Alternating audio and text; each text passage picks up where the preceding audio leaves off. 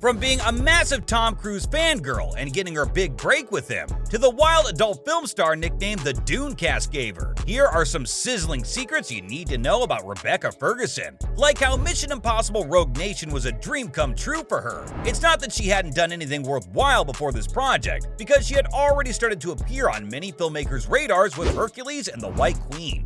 But let's be honest, her character Ilsa Faust charmed the audience on a global scale. The spy role gave the Swedish star a straight ride to the top, and more importantly for her, a chance to share the screen with her lifelong crush. Yep, ever since she was a kid, Ferguson has adored Cruise. Wait, that might be putting it lightly. In an interview with Elle, the star confessed she was full-blown in love with him when she was about 11 or 12. I can't say she's the only one, to be honest, but she is one of the lucky few who managed to not only meet Tom, but also snagged a role alongside him. That too, as his female lead counterpart, and that's not the only thing she can brag about. Get this, Cruise handpicked her for Mission Impossible. Wow, this just keeps getting better and better. The tale goes that the Top Gun star first saw Rebecca in her star show The White Queen, and was just blown away by her performance. After that, he was convinced she would fit right in the high-stakes espionage world. And he wasn't wrong in the slightest. Nobody could have portrayed Ilsa as Ferguson did. What's more, some people think it wasn't a coincidence that the four-time Oscar nominee was drawn to the Swede. After all, his first celebrity crush was the renowned 40s Swedish star Ingrid Bergman,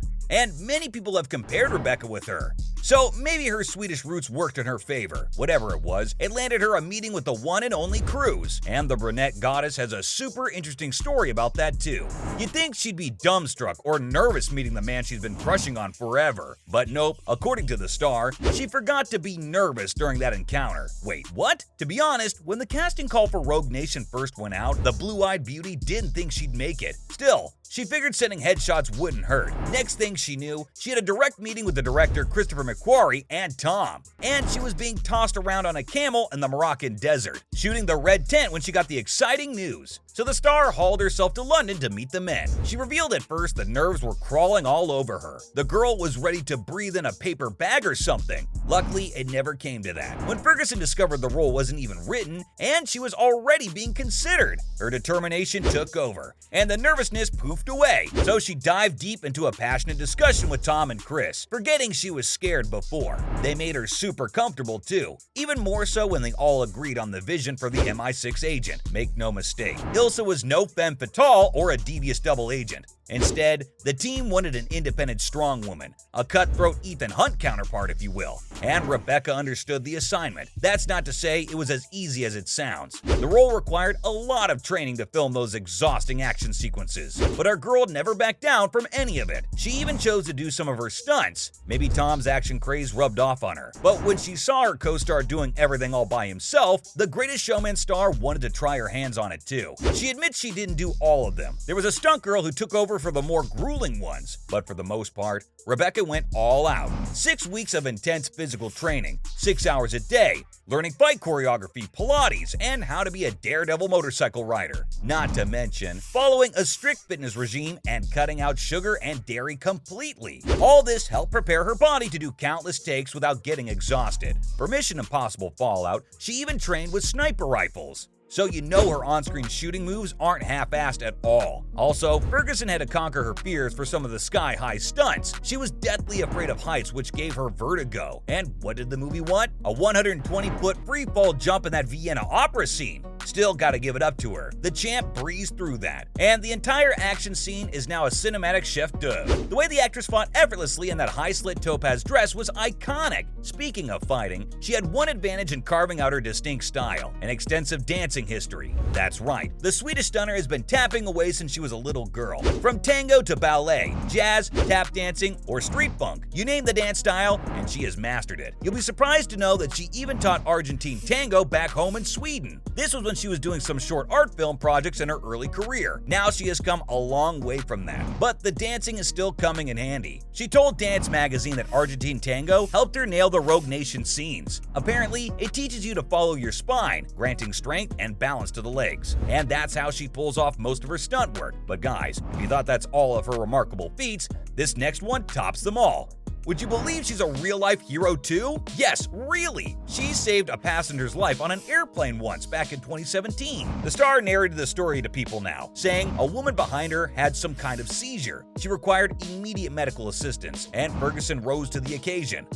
Mind you, she didn't have any professional medical training, but the Dune actor says maybe watching lots of House or ER lit a light bulb over her. She knew exactly what to do, positioning the woman in such a way that she didn't harm herself. She also instructed the flight attendants to get her some orange juice instead of water, and the vitamin C did the rest of the magic. Interestingly, no one recognized her during that entire encounter. Still, the star felt like she was on top of the world. Saving someone's life would give you that kind of rush, but she quickly humbled herself, thinking, "You're just an actor." And that's how she is, always grounded, never thinking too much about herself. I'm sure many of her fans would disagree with this next one, but Rebecca doesn't even think she's funny, and that's why you'll never see her in a comedy flick. Outrageous, isn't it? But it is true nonetheless. The star isn't planning to join the hilarious genre anytime soon, even though her multiple interviews prove her amazing sense of humor. Her acting performances also tell you that she has phenomenal range. Ferguson has tackled almost every other genre. She's done period pieces like Florence Foster Jenkins, mythical fantasies like Dune and Hercules, even dipping her toes in sci-fi horror and life. Not to mention, she's now a world-famous action star. But despite all of it, she still doesn't feel comfortable trying to land a comedy film. The Snowman star says it's for the best, and her stands will have to suffice at that.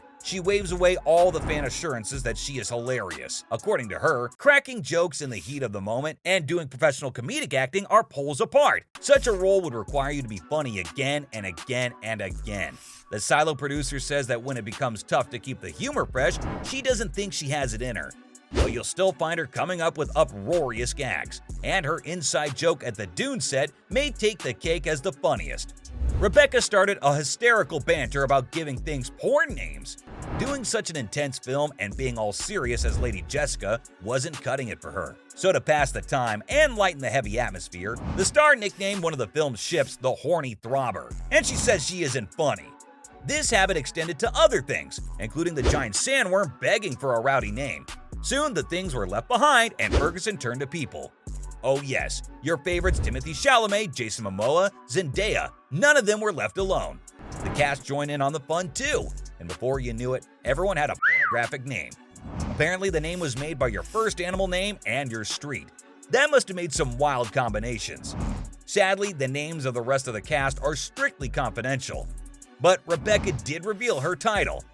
Her co-stars called her Troll Valley. Man, that makes me want to know the other nicknames even more. Maybe Dune 2 promotions will reveal the secrets and more hilarious BTS tales about Ferguson. So, from her NSFW nickname at the Dune set to how she manifests a role alongside her lifelong crush, that was everything you needed to know about Rebecca Ferguson.